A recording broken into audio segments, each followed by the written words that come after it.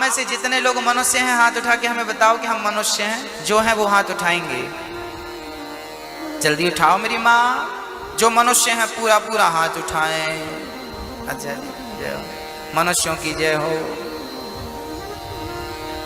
अच्छा, मनुष्य हो आप लोग। शुद्ध सोना 24 कैरेट का होता है, पर उस शुद्ध सोने में थोड़ा सा तांबा मिला दो, अन्य धातुएं मिला दो, तो वो सोने की शुद्धता जो है ना वो कम हो जाती है। फिर वो 23 कैरेट का, 22 कैरेट का, 20 कैरेट का हो जाता है। समझ रहे हो? सोने में मिलावट होती है तो उसकी शुद्धता कम हो जाती है। ऐसे ही आप लोग जब जन्म लिए थे ना, तब आप लोग 100% मनुष्य थे, बिल्कुल 24 कैरेट के थे। पर ज्यों ज्यों बड़े होते गए आपके अंदर काम, क्रोध, लोभ, मोह, अहंकार, आप सभी के भीतर, हम सभी के भीतर ये मिलावट होती गई। अच्छा, आप में से यहाँ कितने लोग हैं जिनके अंदर मिलावट नहीं है? सोने में मिलावट होती है, सोना तो ठीक है, इंसानों में भी मिलावट हो गई है। क्या मिल गया आपके अंदर? जब आपका जन्म हुआ था ना, तब आप बिल्कुल 24 कैरेट के थे, कोई मिलावट नहीं। छोटे से बच्चे के अंदर ना काम है, ना क्रोध है, ना लोभ है, ना बदले की भावना है, ना अहंकार है। पर ज्यों ज्यों उम्र बढ़ती है हम सभी के अंदर क्या हो जाती है मेरी माँ? मिलावट हो जाती है। और किसी किसी के अंदर इतनी ज्यादा मिलावट हो जाती है कि वो पूरा ही नकली होता है। कई बार तो असली के चक्कर में नकली ले आते हैं लोग। अच्छा, आप बताएंगे कि आप कितने कैरेट के हैं? 24 के हैं, 20 के हैं, 15 के हैं, 10 के हैं, 1 के हैं या 2 के हैं? भैया बताओ आप कितने कैरेट की हो अपने? और ये बात पड़ोसी नहीं बताएगा ना, मैं बताऊंगा। आपकी आत्मा से आवाज आ जाएगी कि आप कितने कैरेट के मनुष्य हैं। बताओ आप कितने कैरेट के हो? हाँ, नहीं पता? मैया जी आप बताओ आप कितने कैरेट की हो? कितने? नहीं पता? 10 की, 20 की, कुछ तो बोलो। आपको तो पता होगा, आप कितना झूठ बोलती हैं। जितना मिलावट आपके अंदर होगी, काम, क्रोध, लोभ, मोह, अहंकार, निंदा, चुगली, कपट, क्या क्या मिला है, ये मिलावट जितनी ज्यादा होगी उतना कैरेट कम हो जाएगा, उतनी शुद्धता डाउन हो जाएगी। 24 कैरेट के केवल एक ही थे, भगवान श्री राम। रावण ने वरदान मांगा था हम मनुष्यों के हाथों मरेंगे। किसी ने कहा तुम बड़ा सस्ता वरदान मांग लिए हो, इतने सारे मनुष्य हैं, कोई भी ठोक देगा तुम्हें। रावण बोला मैं बड़ा चतुर हूं, मैं मनुष्यों के हाथ मरूंगा तो सही, पर उस मनुष्य के हाथ मरूंगा जो 24 कैरेट का होगा। और 24 कैरेट के तो केवल भगवान ही थे, इसलिए रावण भगवान राम के हाथों मरे। जिनके अंदर राम जैसी मर्यादा हो उसे। अच्छा, मनुष्य कैसा होना चाहिए? राम को, भगवान को राम बन के आने की क्या जरूरत थी? मनुष्यों की परिभाषा भगवान ने राम बनकर साकार कर दिया। हम हमेशा कहा करते, अच्छा आप किसी को समझाना चाहें कोई बात तो कैसे समझाएंगे? आप अपने बच्चे को यदि समझाना चाहें तो कैसे समझाएंगे? बेटा श्रवण बनो। आप अपने बेटे को क्या कहेंगे? बेटा क्या बनो? श्रवण बनो। बेटा राम बनो। यदि राम ना होते, श्रवण ना होते तो आप उपाधि किसकी देते?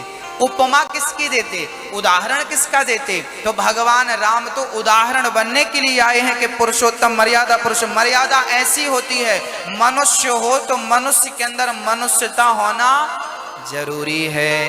राम जैसी मनुष्यता होगी तो मनुष्य कहलाने के अधिकारी हैं।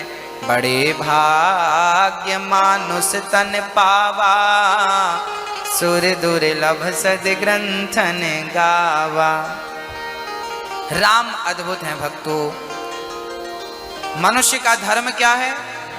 सत्य बराबर तप नहीं, झूठ बराबर पाप।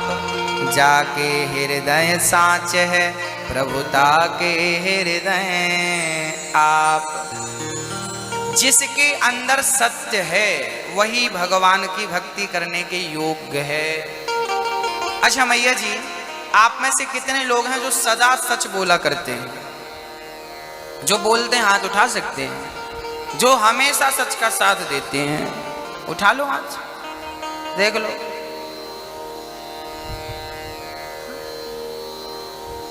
हाँ हाँ, आप बोलते हैं सच, पर आपको विश्वास नहीं है अपने ऊपर। हाँ जी, इसलिए सच ऐसे बोलो कि कभी भी कह सको गर्व से कि हाँ, कोशिश है हमारी कि हमारी वाणी से कभी झूठ ना निकले, हमारी वाणी से कभी असत्य ना निकले, हमारी वाणी से किसी का दिल ना दुखे। सत्य ही ईश्वर है। अच्छा, आप में से कितनों को ये बात पता है कि झूठ बोलना पाप है? जिसको पता है वो हाथ उठाएं बस। बचपन में हम लोग ना जब छोटे छोटे थे तब कहा करते थे झूठ बोलना पाप है नदी किनारे। ये बात हम लोग बचपन में बोला करते थे। सोचिए, जब आप 5 साल के रहे होंगे, 6 साल के रहे होंगे, 10 साल के रहे होंगे, तब आपने ये बात बोलनी शुरू कर दी थी झूठ बोलना पाप है। सोचिए 10 साल में आपको बोध हो गया था कि झूठ बोलना पाप है, पर उसको आज तक अपने जीवन में उतार नहीं पाए। ये बड़ी विडंबना है। आज 70 साल हो गए हमारे जीवन को, 80 साल होने को जा रहे हैं हमारे जीवन को, आखिरी श्वासें चल रही हैं जीवन की, पर बचपन की उस बात को अभी तक हम साकार नहीं कर पाए। ये बड़ी विडंबना है। मेरी माँ, मेरी एक भी बात आप मत सुनो। आपको जितना ज्ञान है, झूठ बोलना पाप है। आप देखिए, आजकल ज्ञान की कमी आप लोगों के पास थोड़ी है। ऐसा कोई ज्ञान नहीं है जो आप लोगों के पास ना हो। आपको पता है कि झूठ बोलना पाप है, आपको पता है कि निंदा नहीं करनी चाहिए, आपको पता है कि किसी का दिल नहीं दुखाना चाहिए, आपको पता है कि कपट नहीं करना चाहिए, आपको पता है कि छल नहीं करना चाहिए, आपको पता है कि धोखा नहीं देना चाहिए। आपको सब कुछ पता है। पता क्या नहीं है ये तो बताओ? पता सब कुछ है, पर जो पता है उस पे अमल नहीं किया, उसे चरित्र में नहीं उतारा। बस यही कमी रह गई हमारे जीवन में।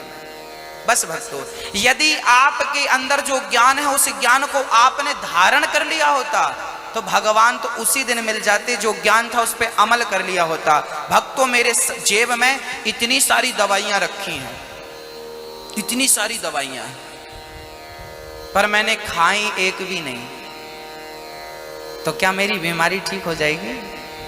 हाँ, समय समय पे दवाइयों को खाना पड़ता। जेब में रख लेने से बीमारी नहीं जाती भक्तों, उन दवाइयों का सेवन करना पड़ता है। जो ज्ञान ऑलरेडी आपके अंदर पड़ा हुआ है डस्टबिन में, उसमें से एक ज्ञान ले लीजिए, उस पर अमल कर लीजिए, चरित्र में उतार लीजिए। वही एक नौका आपको भवसागर से पार लगा देगी। एक ज्ञान आपके अंदर जो ऑलरेडी है उस पर अमल कर लीजिए, बस वही कल्याणकारी है। महाभारत में आज मैं एक कथा पढ़ रहा था, एक संत जी सुना रहे थे। संत जी ने लिखा उस कथा को। महाभारत में एक सत्यव्रत नाम के ब्राह्मण थे। उनके पास, ये महाभारत की चर्चा है, व्यास जी लिख रहे हैं। सत्यव्रत नाम के पंडित जी थे। एक दिन माता लक्ष्मी ने कहा, पंडित जी राम राम, मैं आपका घर छोड़ के जा रही हूं।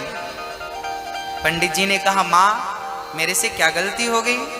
लक्ष्मी जी बोली, नहीं नहीं, अब हम तुम्हारे घर रह नहीं सकते हो, कोई प्रॉब्लम चल रही है हमारी। तो पंडित जी बोले, ठीक है माँ, आप जाओ। थोड़ी देर में दान आ गया।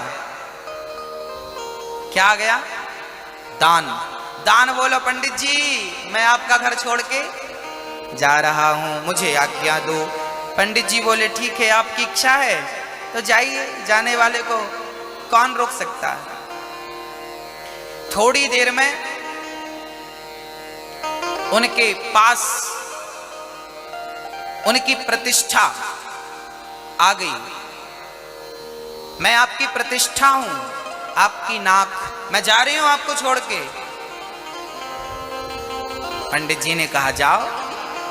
प्रतिष्ठा भी चली गई, लक्ष्मी मां भी चली गई, दान पुण्य भी चला गया। अब आखिरी में सत्य जाने लगा। सत्य बोला, पंडित जी मैं जा रहा हूं। पंडित जी ने पांव पकड़ लिए, प्रभु आप मुझे क्यों छोड़ रहे हैं? सत्य बोला, मन करता है जाने का। पंडित जी ने कहा, प्रभु मैंने आज तक आपको नहीं छोड़ा, मैंने लक्ष्मी छोड़ दी। मैंने अपना पद छोड़ दिया, प्रतिष्ठा छोड़ दी, सारी चीजें छोड़ दिया, पर मैंने आपको नहीं छोड़ा। इसलिए मैं निवेदन करूंगा कि आप मुझे छोड़कर मत जाइए। यदि आप चले गए तो मेरा जीना व्यर्थ है, मरने के जैसा है मेरा जीवन। प्रभु आप मत जाइए। सत्य के चरण पकड़ लिए प्रभु, सब कुछ चला जाए फिक्र नहीं। राजा हरिश्चंद्र के जीवन में सब कुछ चला गया, लक्ष्मी चली गई, पत्नी चली गई, बेटा चला गया, यहाँ तक कि हरिश्चंद्र बाजार में बिक गए, सब कुछ छोड़ दिया, सब कुछ चला गया। क्या सत्य छोड़ा? नहीं छोड़ा ना। और सत्य नहीं छोड़ा, पांव पकड़ लिया पंडित जी ने कि आप नहीं जाइए, मैं आपको कभी नहीं छोड़ सकता। और जब सत्य को पकड़ा तो गई हुई लक्ष्मी, गया हुआ धर्म, गई हुई नाम सम्मान पद प्रतिष्ठा, सब जो गया था सब वापस आ गया। राजा हरिश्चंद्र ने धर्म को, सत्य को नहीं छोड़ा, तो गई हुई लक्ष्मी वापस आ गई कि नहीं?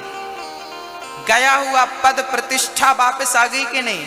बोलो मेरी माँ।